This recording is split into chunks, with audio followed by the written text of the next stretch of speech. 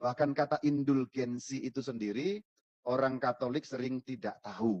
Orang yang bukan Katolik juga sering menuduh yang aneh-aneh. Dikira indulgensi itu pengampunan dosa lah. Seringkali mengatakan gereja menjual surat indulgensi. Maka saya mulai dari peristilahan dulu. Karena sesuatu yang dimulai dari peristilahan biasanya lebih gampang dipahami. Bahasa Latin memang kemudian menjadi bahasa agama Katolik, tetapi sebelumnya ya bukan bahasa agama Katolik, itu bahasanya orang Romawi. Ketika itu orang Romawi masih memeluk agama pagan ya, belum menjadi Kristen, belum menjadi Katolik. Ketika orang Romawi menjadi Katolik, maka kata ini kemudian dipakai menjadi khasanah istilah dalam teologi atau dalam ajaran gereja Katolik. Kalau kita melihat dalam ajaran gereja Katolik, kok ada istilah indulgensia, apakah itu buat-buatan atau bikin-bikinan atau karang-karangan? Oh tidak. Karena kata itu sesungguhnya ada di dalam Alkitab. Kalau kita membuka Alkitab dalam bahasa Latin, tentu harus dalam bahasa Latin. Karena apa? Karena kan agama Katolik bahasanya Latin waktu itu. Alkitabnya dinamakan Alkitab Vulgata dari kitab Yesayas atau kitab Nabi Yesaya 61 ayat 1. Ya, ada kata indulgensia nggak Pak di situ Pak? Ada. Indulgentiam. Ya, itu yang saya beri warna kuning. Jadi itu kalau kita baca yang saya beri warna kuning itu berbunyi predicarem captivis indulgentiam. Itu membacanya seperti itu. Membacanya gampang seperti Pak Firdi tadi sudah betul. Untuk memahami seperti apa indulgensi, silakan menyimak bagian ini saudara-saudari. Karena bagian ini nanti akan menentukan Anda paham atau tidak. Saya membuat bahasa Jepangnya. Jadi yang pertama Bayu kecil bermain di lumpur sehingga kotor. Kemudian sudah saatnya pulang, dia pulang. Bayu pulang karena penuh dengan lumpur, si Bayu membuat lantai rumah kotor. Padahal lantai rumah sudah dibersihkan oleh mamanya. Ibunya si Bayu barusan menyapu, barusan mengepel, rumah bersih kinclong. Tiba-tiba si item kecil ini pulang penuh dengan lumpur, kakinya menginjak lantai, jatuhlah lumpur-lumpur itu nempel memenuhi rumah dengan lumpur. Ibunya marah apa enggak? Karena ibunya baik, ibunya memaafkan Bayu. Tetapi Bayu harus membersihkan lantai. Bayu membersihkan lantai ini bukan pertama-tama karena ibunya marah, tetapi Bayu sendiri merasa nggak enak. Ibunya sudah baik. Maka, ya sudah Bu, saya bersihkan ya, saya bersihkan.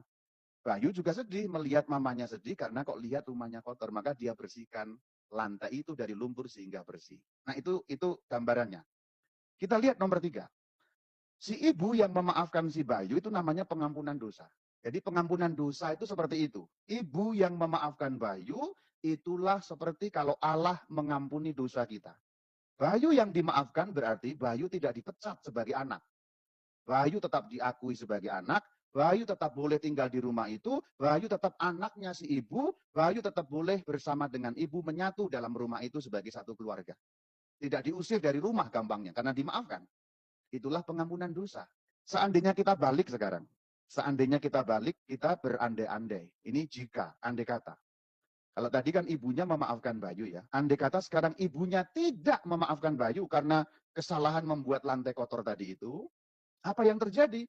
Bayu tidak dimaafkan. Tiada maaf bagimu, Bayu. Kamu sudah hitam, kotor, mengotori rumah. Pergi, pecat jadi anak. Gampangnya begitu. Bayu dipecat jadi anak, tidak diakui sebagai anak, disuruh pergi dari rumah, tidak boleh tinggal di rumah itu lagi, harus berpisah dengan ibunya karena ibu tidak memberi maaf. Ini gambaran hukuman abadi. Ini neraka. Jadi kalau ibu tidak memaafkan Bayu, ini gambaran neraka. Selanjutnya ada tambahan. Ketika Bayu dibantu oleh si kefir yang baik, itu namanya indulgensi. Bayu membersihkan rumah sendiri, katakanlah 1 jam, sendirian. Tapi ketika dibantu oleh kefir, berarti berdua, setengah jam selesai. Itulah indulgensi. Jadi indulgensi itu bantuan membersihkan sebenarnya. Ini kalau pakai bahasa gambaran. Sekarang yang bagian selanjutnya definisinya. KGK 1471. Saya bacakan dulu lengkapnya. Indulgensi adalah penghapusan siksa-siksa temporal di depan Allah untuk dosa-dosa yang sudah diampuni. Warga beriman Kristen yang benar-benar siap menerimanya, di bawah persyaratan yang ditetapkan dengan jelas, memperolehnya dengan bantuan gereja, yang sebagai pelayan penebusan, membagi-bagikan dan memperuntukkan kekayaan pemulihan Kristus dan para kudus secara otoritatif. Menurut KGK 1471 tadi itu, yang mengutip Indulgentiarum Doctrina, itu bisa untuk orang hidup dan orang mati. Berarti kita sendiri yang masih hidup ini juga bisa menerima indulgensi. Tetapi syaratnya apa? Nomor 1 ya sudah terima sakramen tobat. Jadi ada 3 hal yang perlu Anda ingat. Pengampunan dosa, ini pengampunan dosa. kemudian hukuman temporal atau hukuman sementara, yang ketiga indulgensi. Sekarang kita masuk ke konsekuensi ganda. Untuk memahami ini harus memahami dosa mortal dan dosa venial. Apa yang dimaksud konsekuensi ganda? Dosa, semua dosa, macam-macam dosa itu mempunyai konsekuensi ganda. Kalau enggak yang pertama, ya kedua, itu maksudnya. Konsekuensi yang pertama, siksa dosa abadi. Dalam terjemahan bahasa Indonesia, siksa dosa abadi. Tapi saya lebih suka menggunakan hukuman abadi. Karena itu yang lebih sesuai dengan teks aslinya dalam bahasa Latin. Hukuman abadi. Yang pertama hukuman abadi atau hukuman kekal. Yang kedua hukuman sementara. Supaya mengerti ajaran dan praktik gereja ini, kita harus mengetahui bahwa dosa mempunyai akibat ganda. Nah ini kalimat aslinya. Kalau kita lihat kalimat aslinya dalam CCE, Katekismus Katoliki Ecclesia, ini berarti dalam bahasa Latin, lihat yang saya beri warna putih. Duplicem consequentiam habere. Yang diterjemahkan dengan kata akibat, itu bunyi aslinya konsekuensi sebenarnya. Maka saya lebih suka menggunakan kata konsekuensi karena latinnya adalah consequentiam, itu konsekuensi. Jadi bukan persis akibat, ya terjemahan akibat tidak salah tentu saja, tetapi sebenarnya itu konsekuensi. Akibat yang pertama namanya siksa dosa abadi. Kalau melakukan dosa berat yang disebut dosa mortal itu ya. Dosa mortal membuat kita tidak layak untuk kehidupan abadi. Itu dinamakan siksa dosa abadi. Kalau Anda melakukan dosa berat, dosa mortal, Anda terkena hukuman abadi. Terjemahan saya hukuman abadi. Karena bahasa Latinnya, silakan lihat yang saya cetak utuh di bagian bawah, CCE 1472, pena eterna. Kalau dosa itu dosa ringan atau dosa berat yang sudah disesali dan diampuni, ya. Jadi dua hal. Dosa ringan yang namanya dosa venial atau dosa berat yang sudah diampuni. Itu ya. Itu dinamakan siksa dosa sementara atau hukuman sementara. Itu latinnya. Pena temporalis. Temporer. Temporer itu sementara. Jadi kalau mau diterjemahkan itu hukuman temporer. Ini untuk siapa sih indulgensi itu? Pertama, untuk mereka yang ada di purgatorium. Itulah kenapa tanggal 1 sampai 8 November kita berdoa untuk para arwah yang berada di purgatorium supaya mereka mendapatkan penghapusan atau pengurangan hukuman sementara di purgatorium itu. Ini hal pertama yang harus diingat. Nanti masih akan disebut lagi untuk siapa yang berikutnya. Untuk kita juga. Di awal juga sudah disebut untuk yang mati dan yang hidup. Kalau yang hidup berarti untuk siapa? Ya untuk saya sendiri bisa, untuk orang lain bisa. Dasar Alkitabnya mana sih?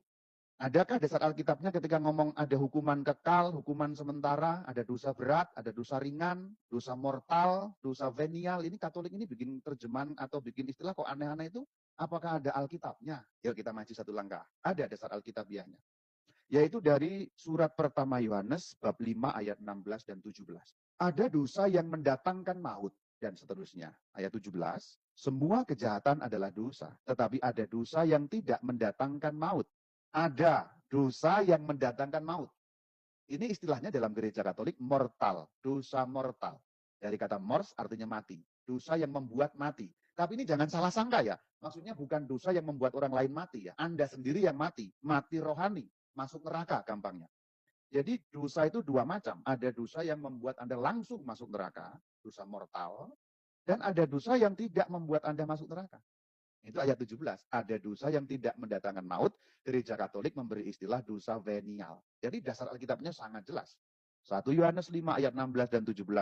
Ada dosa yang mendatangkan maut, dosa mortal. Ada dosa yang tidak mendatangkan maut, non-mortal, sama dengan venial. Maka terjemahan itu yang tadi kalau kita lihat dalam bahasa Latin, terjemahnya kan bahasa Indonesia, hukuman kekal dan hukuman temporer atau sementara.